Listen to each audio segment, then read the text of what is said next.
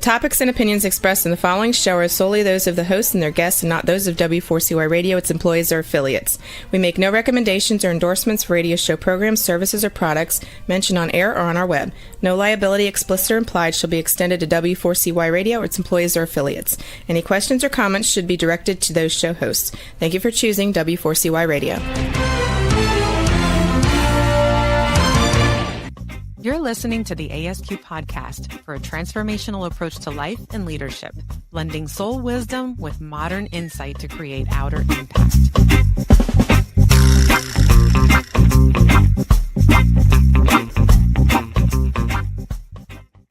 All right, here we are. Yeah, absolutely. I feel like we've hit our rhythm. I think so. We got our rhythm going. And one thing that just I thought about is our theme is somewhat reggae based. So all love send out to the people in Jamaica right now going through some challenging times. Good point. Yes, for sure. Yeah. Yeah. I feel like speaking of Jamaica, there's multiple. I was looking at the weather today, and I was looking at it was multiple things going on around the world in terms of weather. Yeah. So not to diminish Jamaica. Yes, all Absolutely. Love to them. Well, first and foremost, welcome everyone to another episode of the ASQ Podcast Live. We're looking forward to this amazing guest that we have today. Yes, so we have a good one today. Yeah. Well, we have a good one every time, but Absolutely. This is a good one. Yeah. Yeah. So without further ado, let's introduce and let's get to it. Let's get to it. I have my cheat sheet. So our guest today is Brittany Cano. She is a registered nurse and holistic wellness coach based right here on Florida's Treasure Coast. She's the founder of Holistic Nurse Coaches, where she helps women step out of survival mode and reclaim the calm, grounded energy they've been craving. Brittany's work blends science and soul, combining nervous system regulation, IV therapy, and compassionate coaching to help women rebuild safety, self-trust, and lasting wellness from the inside out. She's passionate about guiding high-achieving women who have been running on empty to finally come home to themselves, to find peace, presence, and balance without burning out. So without further ado, welcome to the ASQ Podcast Live, Brittany Cano. Yay! It's so good to be here with you. Super excited. Thank you for being with us. This is going to be a good show. No, absolutely. Absolutely. And I had a clap. I still have to figure out my sounds to so that we could clap you in next time. Yeah. I did like the reggae tone. I was jamming. Right? Thank you. Yeah. Really nice intro. All thanks to Omar. He found that one, and we've had it for years now. Yeah, we love it. So, Brittany, typically when we start our conversations, we start like the first half of the conversation talking about your own journey as to how you became the person that you became. And then in the second part, we'll get into what it is that you do. So tell us about your journey in self-transformation, your journey in discovering the essence of who you are at this particular stage. Like, tell us a little bit about that journey. Yeah, let me take you back about 13 years ago. And I was on a hamster wheel of partying and working. That was pretty much my life. I had come to Florida from Illinois on a travel nursing assignment. Nice. And I had this funny idea that when I got to Florida, I would stop drinking. Little did I know that there was drinking happy hour for absolutely everything. Mm-hmm. And so I found myself just partying with my girlfriends all the time, going out. But I was also at this point where, is there more to life? There has to be more to life than just work and play. And the way that I was doing it. And I carried a lot of shame. And my friendships, we typically just kind of kept it surface. Like, we had a lot of fun together, but we didn't talk about our emotions, the things we were embarrassed about, all those things. Well, then I hit this point where I knew enough was enough, but I didn't really know how to make changes. I would try to make changes. I'd start on Monday, and I never would start on Monday. And just kept in that shame cycle until I had a friend introduce me to coaching. He would call me up. I would be driving home from night shift, and then he would ask me, Britt, what do you want with your life? What do you want? And it started to, getting me thinking, what do I want with my life? And started getting into that dream mode. Around that time, I got introduced to like Tony Robbins. And then from there, I was directly introduced to coaching, and it made such a big difference in my life. I got off the hamster wheel. I started making a lot better decisions. My friend group shifted, although my friends at the time were awesome, but I just started really finding my path. I led some mission trips to Central America.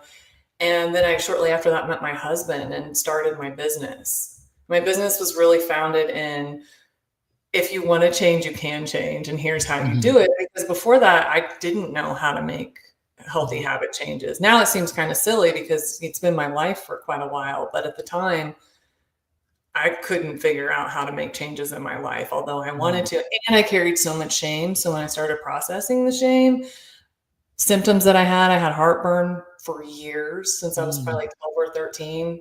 I was somebody who would pop like tons of antacids, Prilosec, Zantac. You're not supposed to take this combination together. And I didn't need it anymore once I started doing this deep healing work. And so that also really opened me up to, oh, there's something here about emotional healing, about spiritual healing. Interesting. I like that. I have a question. I think a lot of the times when you go through these, I don't know what you call it, the word for it, like eye-opening experiences or maybe revelations, how did that, as you kind of were with your friends and whatnot, how did you shift that shame aspect? I'm curious about that because a lot of people there's a lot of shame surrounding, the ways that we live our lives and the things that start to come to us and the things that surface for us. And we want to make a change, but we don't know how. And a lot of that has to do with shame, right? How did you, I know some of the coaching helped, but what was the internal work, if you don't mind sharing? I'm just curious about that. For me, what was really huge was it was a group coaching environment. And so I was in there with kids who were like 17-year-olds, 50-year-old doctors, attorneys, people from all walks of life. And I had never been in an environment like that where everyone was open about their challenges. And then I too actually spoke about it and talked about how I was feeling, because before, for the most part, I would just try to stuff it. I'd stay busy. I'd work an extra shift. I'd go out with my friends and have fun, but I wasn't processing anything. And so to be able to be witnessed by other people and also hear people who were highly successful have these challenges, it really spoke to me, because I thought up until that point, I thought I was kind of alone in that. Yeah. Right. Yeah. Which is how we often perceive that, right? That we're alone. So, and the mind will play that trick still, right? My mind will still be like, oh, you're the only one dealing with this problem in this kind of way. But now, I know and have tools to say like, hey, that's not true. And that voice isn't the voice that I want to listen to today. Right. Now, what were some of the discoveries that you found about yourself that were, a new epiphany, a new perspective that you discovered about yourself while going through this, right? Because sometimes as we begin to like shed layers of our aces and things of that nature, we discover new aspects of us. Can you tell us about some of the things that you discovered about yourself? Some of the things that I discovered was that I do have the capacity to be a leader, which I would have never thought to lead a medical mission trip or to start my own business prior to doing the deep inner work.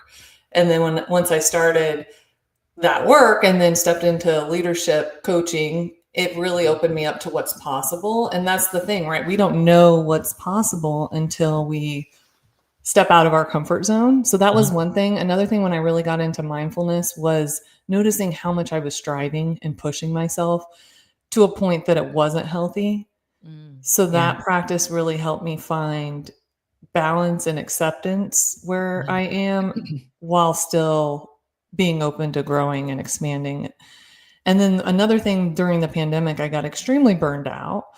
And although I had come a long way at that point, right? There's always layers in our journey. Definitely. I realized I was still living in survival mode in so many ways. A lot of unprocessed grief and a lot of unprocessed trauma. Like I lost my dad when I was 9, and then I was a wild teenager.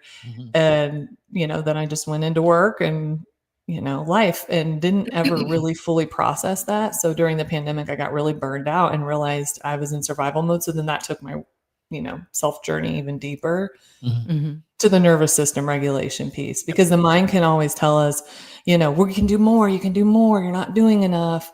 You're falling short, but the body is so wise and intelligent. And so the symptoms were telling me, okay, there's something here to get really curious about. Right.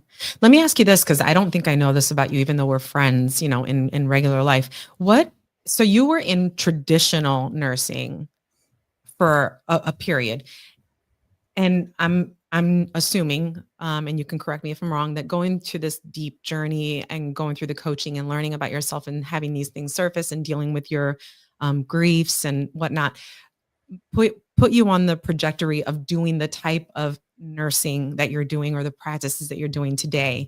Can you talk to us about that shift? Like, what was that, aside from you wanted this mindfulness, what was that big shift that got you to change trajectories, I guess? It was a night shift. I had a lady in her early 60s. She was a code blue. So pretty much her heart stopped beating. She came down to ICU really like literally on her last breaths.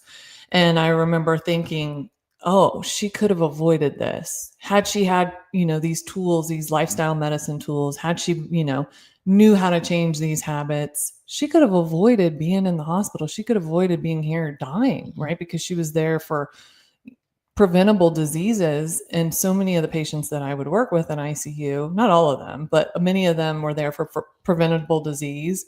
Mhm. And so that was when I really decided, okay, I want to get on the preventative side of this. I want to get in on a more holistic side of this. And that's really when I started my company 10 years ago. Interesting. Okay. So a piggyback question on that, because that's one of the things that I was writing down. This concept of spirituality, right? Because there is a certain connotation or expectation that we have when it comes to that word. But tell us about, really, from your standpoint, from someone that has worked in the medical field, that understand the science behind things. How does that translate into actual practical spirituality, and how will you define it from that practical standpoint? So how do I work with spirituality, my practice Mhm. more so? Yeah. Yeah. Because, for instance, right, when people, in particular in the medical field and the scientific field, they reject something like that, right? But it really isn't one or the other. It's almost that they're both on the same. So how do you explain it? How do you, for lack of a better term, justify it in the medical terms? Okay. Yeah, that's a good question. So I do work with people from the holistic standpoint. So physical Uh, health, mental, emotional, social relationship work, and then spirituality. So mhm, spirituality is one of those things. I'll always come back to the client, always come back to the patient to see how they define it and help them mhm, define it. What helps you feel connected to something greater than yourself? What mhm, helps you feel alive and well? What helps you with your overall well-being? And so help them define it because it's going to look different for every mhm, person. And mhm, I do a lot in group settings too. So I really try to keep it in a way that people can find what resonates with them because people define spirituality in all kinds of ways. So I mhm, help people figure out what that is for them. mhm. And Nice. usually I start with like what helps you feel connected to something greater than yourself. And for some people it's going to be God, for some people it's going to be nature, for others it's the practices of compassion, of gratitude, of service. Mhm. And how do you balance that then once you kind of figure that out for your participants? What's the balance? When I work with a client, we create a plan together with all of those areas of their well-being. So we look Mhm. at like what are the practices or ways of well-being that will help you for the sake of this example, like connect you to your spiritual life. And Okay. so for some people, it might be, okay, I haven't been to church in a long time. I'm going to start going back to church once or twice a month. For others, it's, I'm going to make sure I spend time in nature every single day. For others, Okay. it's, okay, I feel really connected to my spirituality when I go into deep meditation or prayer. Mhm. So it's Right. those practices that I have people, build into their life. Yeah, Right. yeah. So as you're pouring into other people, and I mean, I've had experiences that with you, so you do amazing with it. And I Thank find you. that it's a really nice relationship. How again, as you're pouring into other people, how are you then also pouring into yourself and maintaining the balance of not one of the things that we talk about is burnout, right? So that that's not happening to you and you're staying balanced. I've become much more aware of how I am experiencing life internally. And so I try to be really proactive to make sure I take care of my own internal and external well being. And then I also when I am starting to take things on from other people, right? Like, oh, okay, there's one thing to be empathetic, there's one thing to be compassionate, but there's another thing to really like internalize what other people are experienced to the point that it's like harmful also to myself. And I don't think it does them a service. So I try to think of that visual of like, am I in the pool with them? Because if I get in the pool with them, well, first of all, I'm not a very good swimmer. Really. And so like, it's not going to do either of us any good. Like we don't really stand a chance. Let me make sure I stay out here on the outside so I can like support them in getting out of the pool. Gotcha. And also just, I personally appreciate my solitude. Yeah. I make sure I have time for myself and really prioritize. Now I'm at a point where I do prioritize my needs first and foremost so that I can do the work that I'm doing and that I don't burn myself out. Yeah. Right. Okay. Before we go into the next segment, I want to ask you this question because you mentioned that idea of the inner work. And you also mentioned, how you have that voice that tells you to keep going, keep going, keep going. But when you're going to your inner work, there's another voice that arises to take care of yourself and do all these things. Why is listening and differentiating those two voices so important for the personal growth, but also for creating something like you have? Well, one of the big things when I started this work was realizing, oh, I'm not my past. I'm not all these, voices in my head or perspectives, right? I'm not even, just my body. And so that distinction can be helpful because we can get so identified with the thoughts and we can really get pulled, in one direction or the other. So to be able to give each part, I'm really big on parts work. So like give all those parts of myself space to express themselves and listen, because we don't want to shame the part that's like the inner critic either, because it has its survival, roots, and that's important. But also making sure that I have that space, right? I have, whether it's through meditation, whether it's through being out in nature, to connect with what I call my higher self or my soul, intuition, because there is so much distraction, right? There's so many other people's stories and influence and voices that we can get lost in. I can lose track of like, what is my truth? Yeah. So for me, it's like knowing that the inner critic's not my truth. It's there to protect me and survive. And then also knowing that that part that overly strives has its, roots in survival, and that there is a higher part of myself that like lives in peace and harmony and like a really great infinite wisdom. And so, I think it's been a process to figure that out. Yeah. But I think doing the work and getting to know ourselves is a huge part of that. The more we know ourselves and give ourselves space, all parts of ourselves space and take care of ourselves, and then we're able to. No, awesome. And that's beautiful, because I love seeing how you so clearly differentiated the different voices, and not that they are good or bad. They serve a certain function, and we have to be able to allow them that. And that's a beautiful, beautiful response. And what I want to know next, when we come back from our commercial, is I want to get into how you listening to those internal voices, doing the deep inner work, translated into the work that you do, and also the effect that you have on that community. So please stay tuned, and we'll be right back with more Brittany after this. You're listening to the ASQ podcast, a transformational approach to life and leadership. Too many of us chase clarity but feel scattered. What if your challenge isn't failure, but the threshold before expansion?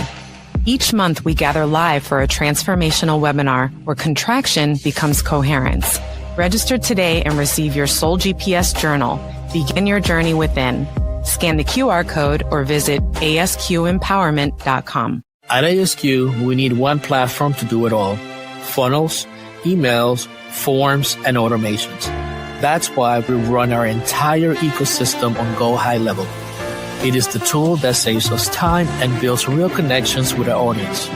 We believe in it, we use it, and we recommend it. Start your free trial through our affiliate link today. We don't just find podcast guests, we find aligned voices.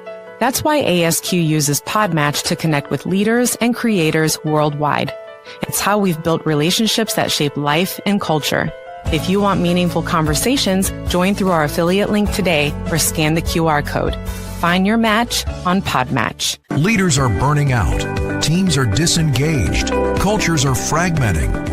ASQ Empowerment transforms leadership and culture from the inside out. Our Coherence Quest bridges ancient wisdom with modern neuroscience, helping organizations align, adapt, and thrive. Start with an organizational snapshot assessment. So, visit now at asqempowerment.com and schedule your briefing today. ASQ Empowerment. Lead your life. Shape your culture. Begin within. Welcome back. You're listening to the ASQ podcast with Dr. Jesse and Omar Ferreira, a transformational approach to life and leadership. All right. Well, welcome back, everyone. We're here with Brittany Cano from Holistic Nurse Coaches. So, Brittany, now we talked about all the inner work that you've done. We talked about all the lessons that you've gathered from that. Tell us about how Holistic Nurse Coaches came about as you began to grow into that from personal. Now you are transcending that into impacting others people's lives and community. There we go. Yeah. It's really evolved over the years. Initially, it really started out with a physical health approach, the nutrition, the exercise, those pillars of health. And then I really realized, we are holistic beings, and it's really going to take this holistic approach. So now really the focus is truly holistic. So big focus on mindset and mental well-being, as well as emotional regulation. I find that our mind is so powerful, and really, even if we're looking through the lens of nervous system regulation, getting out of survival mode, the brain plays a really big aspect of that. So there's, practices that I work with clients to get them out of survival mode, to get that, help them process trauma, help them activate the parasympathetic nervous system. But also we look at how is the mind creating disruption in the body. And it really can. Sometimes there's like that physical piece, but a lot of times the mind is contributing, making it even more chaotic and more, contributing to the problem. So then there's that mental fitness aspect. And we also look at nutrition. We look at exercise. We look at relationships, that work-life balance. And like we were talking about before the break, spirituality. So I work with people one-on-one, and that's a really personalized custom approach. There's some really important, I think, aspects of the work I do with people. One is mindfulness. So it's that practice of us being lovingly curious about the present moment. Yeah. Because if we don't have awareness, we're going to just continue in the same pattern, right? We first of all have to be aware what's going on, or at least start to be aware. And also mindfulness is a great practice to support us in getting out of burnout. Our topic here today was burnout, because in burnout, we're carrying so much from the past. And we're also a lot of times like what I like to call future tripping, right? We're like in the future, we're always like 5 to 20 steps ahead of ourselves. And so that practice of coming back right here, that everything is okay, even if it's not okay right now, right? It's holding space for everything. And then I work a lot with clients on self-trust. Like in the beginning, I'll have some clients like, well, what do you think? What would you do about that? And, it's like, okay, like we really do have the best answers for ourselves. As much as sometimes I think with family, I have better answers for them.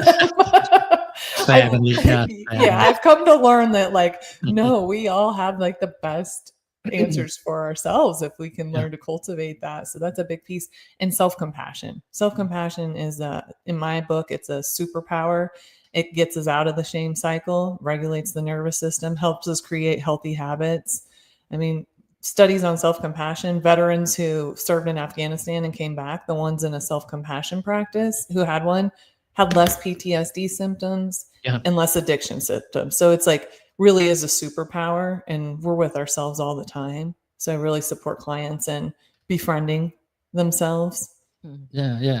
And I know there's always a pushback in our Western society when it comes to practices like mindfulness and presence, right? Because we are culturally so driven, right? to do things. Can you tell us what are the benefits from both a business standpoint and from, well, let's look at it from a family, a culture, and a business standpoint? This idea of being in present, this idea of being a holistic human being. What are the benefits of that in all those aspects of our lives, family, culture, and the work that we do? Yeah, there's hundreds of studies now. We have our science to back up mindfulness and mindfulness-based stress reduction. So it does, it helps with communication because we get out of reaction mode, just reaction, being on automatic in our relationships or our work. And we come to a place where we can truly respond and say, okay, like this is what's coming up. This is what is going on in the mind. This is what's coming up in my body. These are the emotions. And we have that power of pause to say, okay, what's going to best support the highest good here? And so we can apply that to our work. We can apply that to in our families. We can apply that to our habits. I can say like mindfulness has been huge in helping me, kick a sugar addiction where I would joke I would give myself type 2 diabetes if I stayed on the track I was on. But it gave me the space to pause, and okay, do I need that 18th cookie or whatever it was, And so it really is a super tool. And it also helps with focus. It helps with lowering symptoms of anxiety and depression. It helps with productivity, also even safety. Because sometimes, people are just like so on automatic, flying through things, not really being present to what we're doing. And when we can truly come to be present, and there's a safety improves. Yeah. Are you able to talk now, or do you want me to keep going? I have a little bit of like an itchy. I know it was choking to death. I heard you earlier. During the break, I jetted out of the studio to get a lozenge. I don't know what it is. I have like an itchy throat. It just came out fine. Yeah, it's okay. weird. It's okay. I'm afraid to talk and then start hacking and have to like leave. It happens. Get some throat coat tea. Yeah, I know, right? Yes, yeah. So then let's talk about burnout now, right? Because burnout, and again, most people think that burnout just happens like at work and situations like that. But I, personally speaking, like I'm seeing that our society as a whole is burned out. It's like, I think there's so much stimulus that is taking place that is burnout. But so let's talk about burnout. And from your standpoint, how do individuals begin to recognize it and take action to minimize its effect? And also, consequently, how is that going to affect families, culture as a whole? Yeah, I think first, like having the awareness that you are in burnout. I didn't even realize I was in burnout during the pandemic until I ended up with severe GI symptoms and in a gastroenterologist office. And so that was like, oh, this is a red flag. So it can come in physical symptoms, whether it's insomnia or whether it's chronic fatigue, whether it's GI issues or chronic ache and pain, even like inability to lose weight sometimes can be tied into that constant sympathetic dominance. It can also show up like we can't focus, we're irritable, we don't even care anymore, right? We're just like going through the motions, that kind of thing. So I think first recognizing, am I having any of that? Or am I constantly anxious? Or am I constantly distracted and irritable?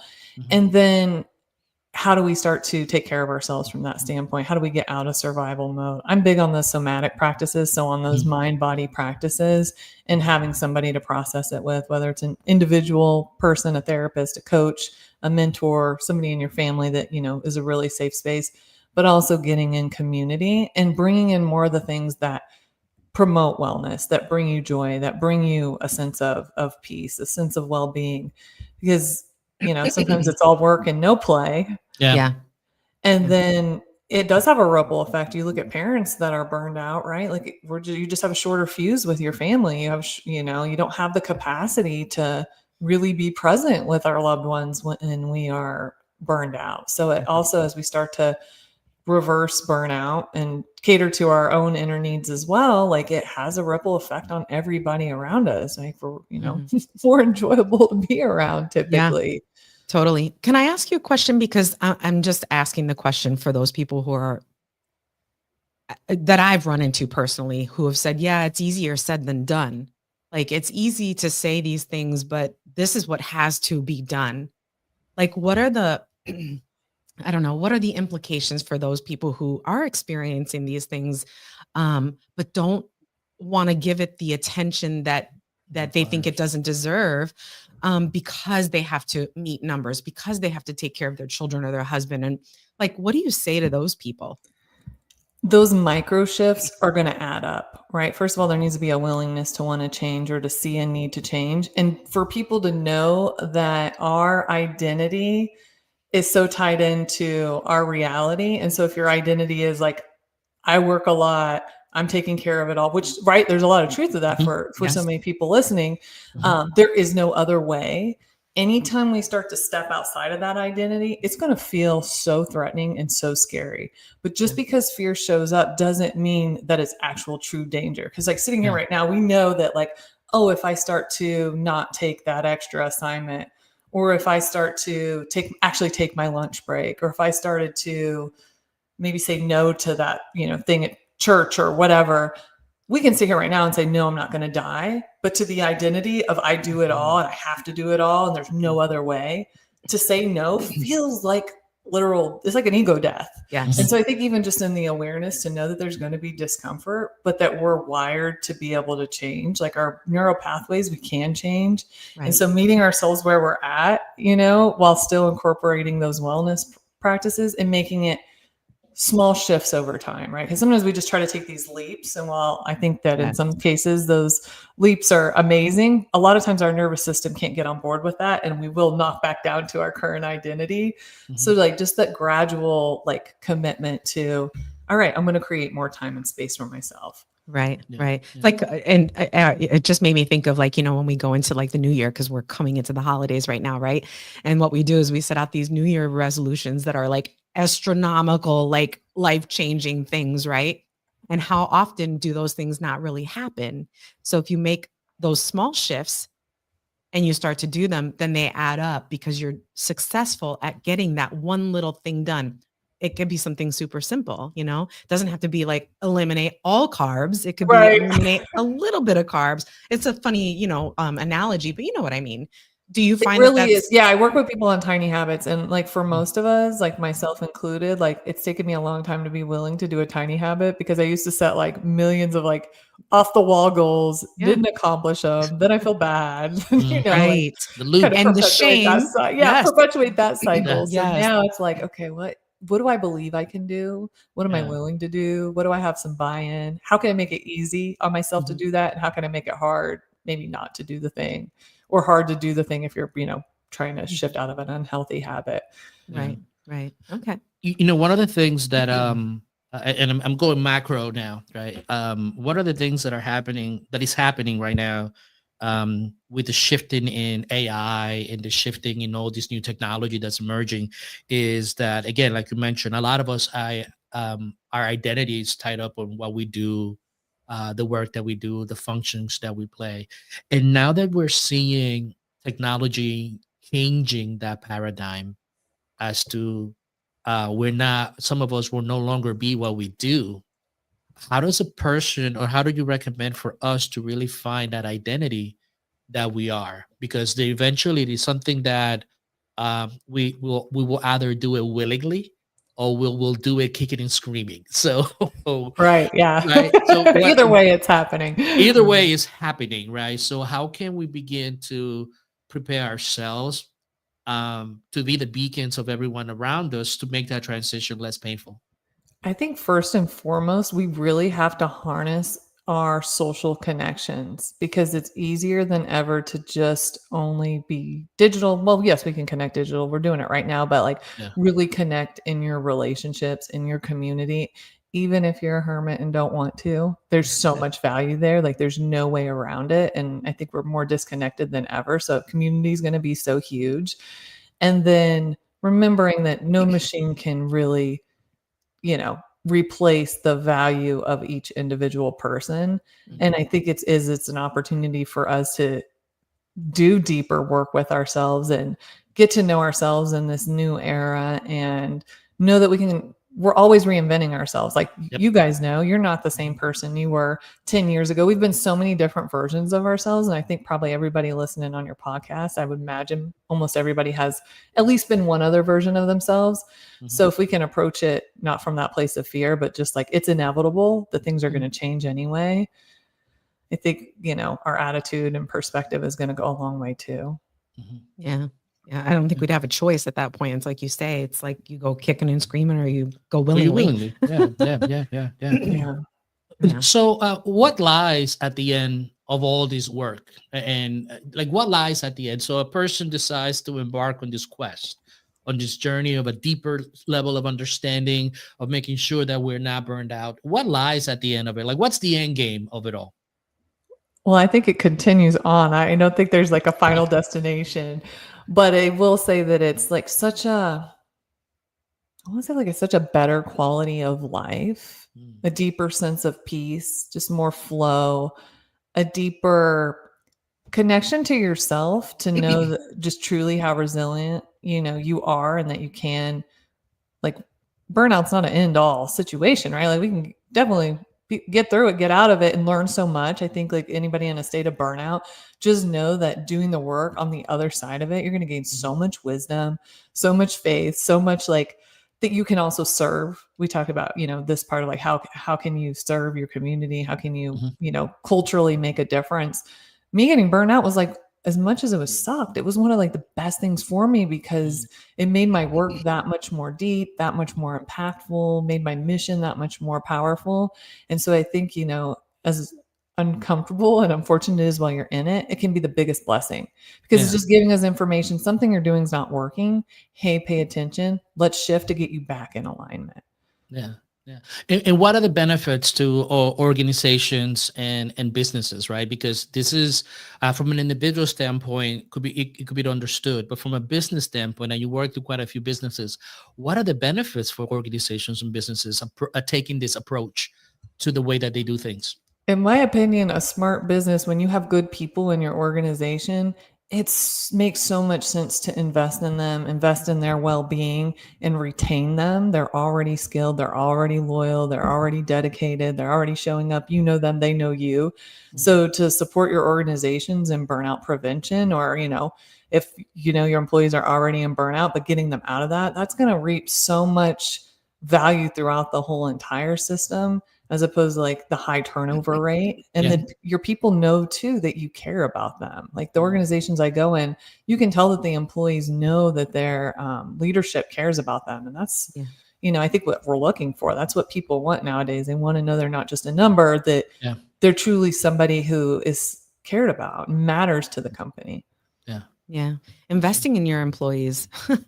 It's like the dividends, you know what I mean? There's no number, there's no price on what you get when you invest in them, when you pour into them, Yeah.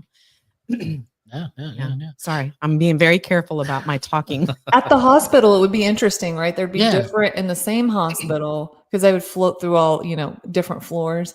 And the cultures on each floor, each department would be so different. And it always sparked my curiosity. What is it? But the floors where there was like really strong teamwork, people were glad to be there. People just had a more, I can do, I like what I do attitude, and their numbers were better. Their patient outcomes were better. Their direct leadership, they loved their boss. They felt like their boss had their back. Their boss was, somebody who cared, that they could go to, that listened to them, like, and they would defend her or him, and, vice versa. And it was so interesting to see like what a cultural difference, even within the same hospital system, that made. Yeah. And there is an ROI. There is a return on investment when you do this, because it is, like you said, the retention rate, when you have to rehire people constantly, that's a big expense. Huge. And then when you're doing all this other stuff of retraining, that's also a big expense. So bringing practices like this into the work, there's a return of investment on the business itself, but there's also becomes stability for the community. Because people have jobs, they have places to go to, and they feel connected to the work that we do overall. And then this, it's like the butterfly effect. This ripples outward too, right? Because if you feel this way in your job and you feel taken care of at work, then it changes, your mind shifts so that you're doing it in your immediate surroundings. Correct. You're doing it with your children, with your spouse, with your, within your society. I mean, it's just a ripple effect that I don't think people realize.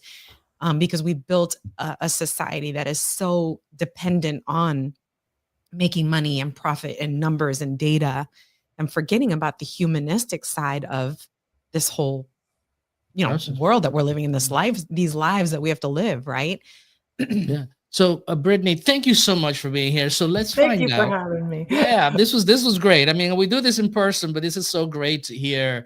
And I've been a part of your trainings and stuff, but it's so good to hear the mentality behind it. So, how do people get to work with you? How do they find you? How do they connect with you? Tell us about that.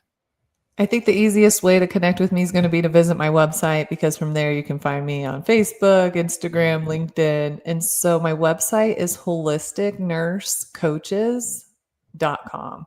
And from there, if someone wants to set up a consult, I do a complimentary consult. We go through a holistic assessment. You can tell me everything you have going on, and then I can share with you how I can support you with everything you have going on. You can get that too on the website. So my website is probably the best place. You can find out about events and retreats and all that good stuff. Awesome. And I know that you have a retreat coming up. Actually, you just had one. I just had one. Yep, we just had one. We have another one in May, a reset and recharge retreat. So that's going to be a really great one for anybody with any kind of burnout, exhaustion, workaholism, needing some time for yourself. That would be a really great retreat. And where are you guys going this time? We're going to be near Tulum. We're going to be in Riviera Maya. So it's close for Floridians. It's like an hour and 15-minute flight. It's just a hop over the Gulf. Well, Brittany, we want to thank you so much for being here. Yes, thank you for being so kind and being so open and sharing practices that are very important for our community moving forward. Yeah. Oh, thank you, Omar. Thanks, Jesse. Yeah, absolutely, no problem. Thank you so much. All right, well, Soul Questers, we'll be right back after this brief break. You're listening to the ASQ podcast, a transformational approach to life and leadership. Coming this December, A Soul's Quest, a transformational approach to life and leadership. A book that bridges science, wisdom, and lived experience so you can lead with coherence. Don't miss the launch. Join the waiting list today, scan the QR code, or visit asqempowerment.com. At ASQ, we believe every creative deserves a safe space to share. That's why we use and proudly recommend Gnostic TV. It's where your content won't be silenced and your vision can flourish. Sign up through our affiliate link and be part of this Freedom Center platform. Create boldly on Gnostic TV. Across boardrooms, nonprofits, and communities, too many leaders are quietly burning out. They know what's not working, but not how to turn inertia into momentum. That's where I come in. I help leaders, fathers, and organizations move from quiet crisis into coherence, so cultures can thrive from the inside out. Book me today at asqempowerment.com and bring coherence to your next event. Welcome back. You're listening to the ASQ podcast with Dr. Jesse and Omar Ferreira, a transformational approach to life and leadership. All right. Well, we're back now. Yeah, right? That was a good. That was awesome. I think Brittany's amazing. Just listening to her, I was like in a little bit of a meditative trance. Her voice and just the way that she comes across is very mellow and very natural. Yes. Yeah. So this is our recap, right? So what stood out for you from our conversation with Brittany? What was some of the things that stood out for you? Well, one thing that really stood out for me is the fact that she mentioned the voice, right? And for me, that's a huge one because that's been a constant, like having that ability to have discernment between the voices, but also not shaming that voice because it brought us to where it needed to bring us and being able to, thank you so much, appreciate it, but I'm going to take it from here, so to speak. You know what I mean? Yeah. That was a big one. So it's like trusting your intuition and having that discernment. I appreciated that part because we focused on that with ASQ. And that when she was talking about those different aspects of us, it made me think of I'm okay, you're okay. Thomas A. Harris transactional analysis and that idea of the child, the adult, and the parent, right? And that triad of understanding the discernment between the child and the parent and seeing which one situationally which one is it that you need, without shame, being applying forgiveness to yourself and those things so that you let go of the shame and that compassion to yourself. So that's one of the things when you mentioned that I thought about right away. That was a good one. Yeah. Cause I didn't even think about that, but that, and so then of course that ties into becoming more, self-aware, right? Having greater awareness for what am I feeling right now? What is this experience? What am I getting from this experience? Being able to establish boundaries, healthy boundaries, and be okay with them without feeling that shame aspect come up, Yeah. And then of course, just being able to, I love the part that she talked about in the second half where she talked about the culture and, because much of my book was about that, is how when we change as individuals and as leaders, the effects that we have on the people that are working with us or that work for us is, you can't put a price tag on that. How you make people feel in the workplace. I mean, we all have to go to work. I start my book this way. We all have to go to work X amount of hours throughout your life.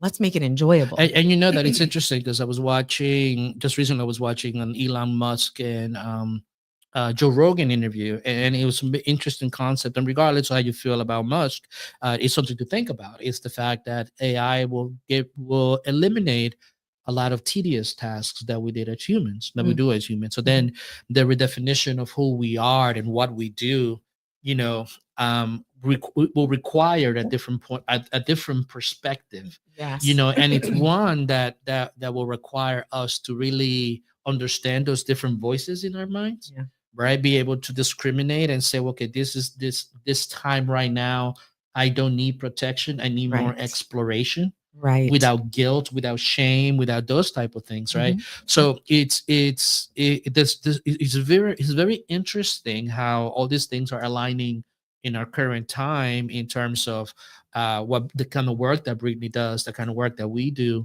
and the things that are happening in our society and how those things correlate and affect one another. Yeah. Agreed.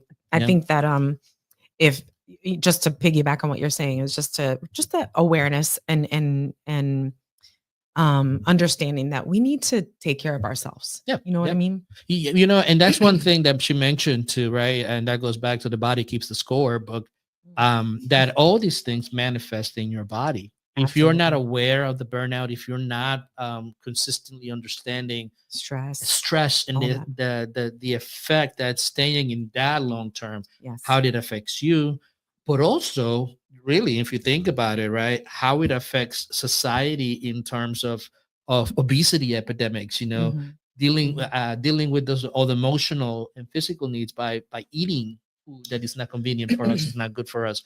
So like all these things are interlayered and combined, but at the end of it all, it really starts with individual awareness to be able to recognize those things. Always going to start with the individual. I mean, that's what we talk about all the time. And that's kind of what we derive from this conversation today, is how important it is for us to be able to be connected with ourselves. I think it's important to be just to have that connection, to take that pause, to listen to what my body is saying, and what it's saying is important, and not shame it. Yeah. And at the end of the day, that's it. That's the bottom line. Yeah. We're learning as we go. So everyone, thank you so much for being here today. For more on the work that we're doing, please visit us at asqempowerment.com. That's asqempowerment.com. And we want you to always remember to lead your life, shape your culture, and begin within. Have a great day. Thank you for listening to the ASQ podcast. Remember to lead your life, shape your culture, begin within. Visit us at asqempowerment.com and join the movement.